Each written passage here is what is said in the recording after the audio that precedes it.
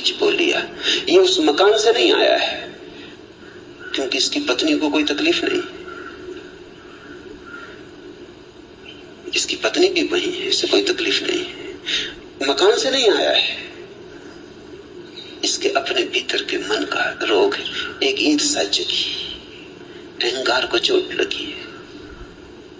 मैंने उनसे कहा कि मैं सदा जानता था कभी न कभी ये झंझट होगी। आप अपने मन में अपने मकान का इतना रस लेते कि कोई भी मकान अगर खड़ा हो गया तो आप जी ना सकोगे, क्योंकि सदा आपको देख के मुझे ऐसा लगा ये मकान आपके लिए नहीं है, आप मकान के लिए हो। आप मालिक नहीं हो, ये मकान मालिक है। आप वस्तु को अपना सब संभाल दिए, दे दिए वस्तुओं को, आप गुलाम हो गए। मुझे डर था कि कभी न कभी ये होगा, कोई मकान बड़ा बगल में खड़ा हो जाएगा तो तुम न झेल पाओगे। वो रुग्ण रहने लगे जब से वो मकान बन गया।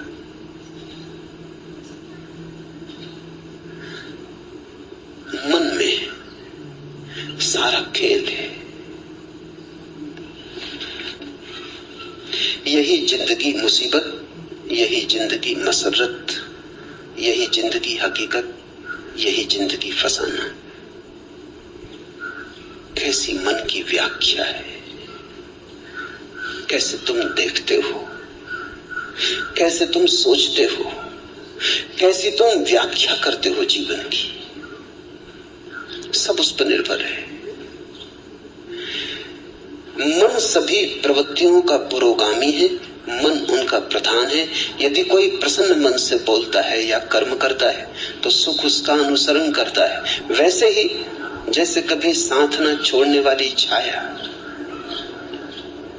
अगर तुम दुखी हो तो अपने को कारण जानना, अगर सुखी हो तो अपने को कारण जानना।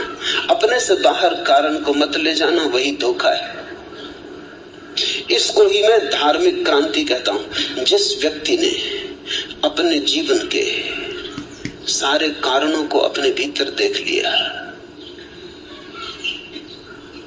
वो व्यक्ति धार्मिक हो गया, क्योंकि अब उसके हाथ में है बात। अब दुखी होना हो तो तुम जानते हो कौन से बीज बोने, सुखी होना हो तो जानते हो कौन से बीज बोने। अब कोई मजबूरी न रही।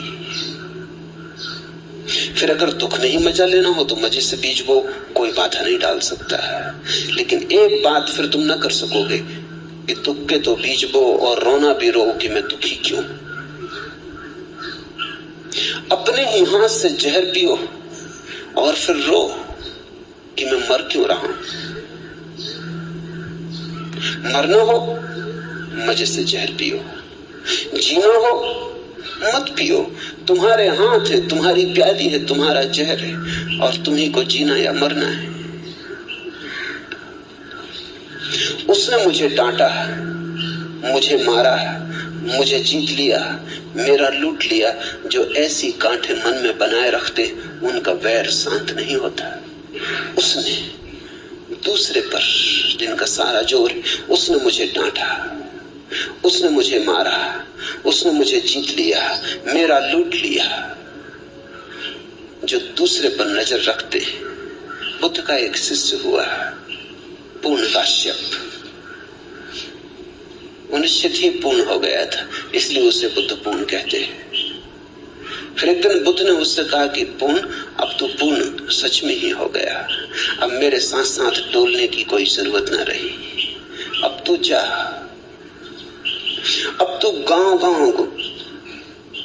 नगर नगर घूम और डोल, मेरी खबर ले जा। मेरे पास तूने जो पाया है उसे लुटा। पुण्य का भगवान, किस दिशा में जाऊं?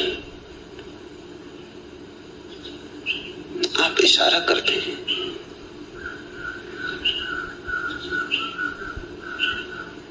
बुद्ध ने कहा तू खुद ही चुन ले, अब तो खुद ही समर्थ है, अब मेरे इशारे की भी कोई जरूरत न रही। तो पुण्य ने कहा कि जाऊंगा। सूखा नाम का एक इलाका था बिहार में, वहां जाऊंगा।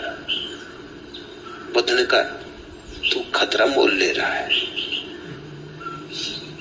वो जगह भली नहीं, लोग सज्जन नहीं, लोग बड़े दुष्ट हैं और लोग सताने में रस लेते हैं। लोग तुझे परेशान करेंगे। इन पीत वस्त्रों में उन्होंने भिक्षु कभी देखा नहीं, वो बड़े जंगली हैं, तू वहां मत जा। पर पुण्य का इसलिए तो उनको मेरी जरूरत है, किसी को तो जाना ही होगा। कब तक वे जंगली रहे, कब तक उनको पशुओं की तरह रहने दिया जाए? मुझे जाना होगा, आज्ञा दे। बुद्ध ने कहा जा। मेरे 2-3 सवालों के जवाब देते। पहला, अगर वे तुझे गालियां दे, अपमान करें तो तुझे क्या होगा? तो पुण्य का ये भी आप मुझसे पूछते हैं क्या होगा? आप भली भांति जानते कि मैं प्रसन्न होऊंगा, क्योंकि मेरे मन में ये भाव उठेगा कितने भले लोग हैं, सिर्फ गालियां देते, मारते नहीं। मार भी सकते थे। बुद्ध ने कहा ठीक, मगर अगर मारने ही लगे तो तेरे मन में क्या होगा? पुण्य का आप पूछते, आप भली भांति जानते कि पुण्य प्रसन्न होगा कि धन्य भाग कि मारते हैं, मार ही नहीं डालते, मार भी डाल सकते थे। बुद्ध ने कहा आखिरी सवाल, पुण्य अगर मार ही डाले तो मरते वक्त तेरे मन में क्या होगा? पुण्य का आप और पूछते, आपको भली भांति मालूम है कि जब मैं मर रहा हूंगा तो मेरे मन में होगा धन्य भाग, उस जीवन से छुटकारा दिला दिया जिसमें कोई भूल चूक हो सकती थी। बुद्ध ने कहा अब तू जा, अब तुझे जहां जाना है तू जा। अब तुझे कोई गाली नहीं दे सकता, अब तुझे कोई